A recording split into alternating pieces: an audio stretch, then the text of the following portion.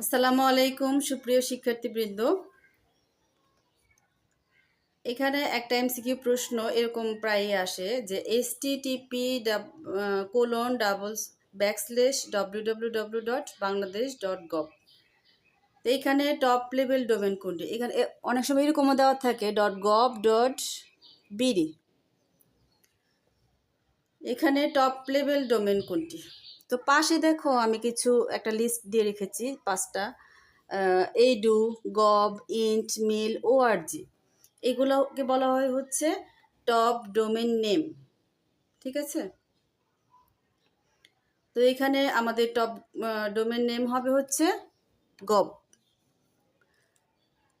এই গভ দেখে বুঝতে পারছি এটা হচ্ছে সরকারি একটা ওয়েবসাইটের ঠিকানা। আর এই শিক্ষা প্রতিষ্ঠানের জন্য ব্যবহার করা হচ্ছে এডু। শিক্ষা প্রতিষ্ঠানে ব্যবহার করা হয় হচ্ছে edu.edu।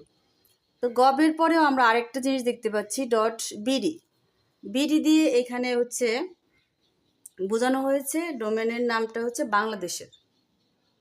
ঠিক আছে, তো এই লিস্টটা আমরা একটু মুখস্থ করে ফেলবো কষ্ট করে। এডু, গভ, ইন্ট, মিল, ওআরজি, এই 5টা হচ্ছে টপ ডোমেন নেম।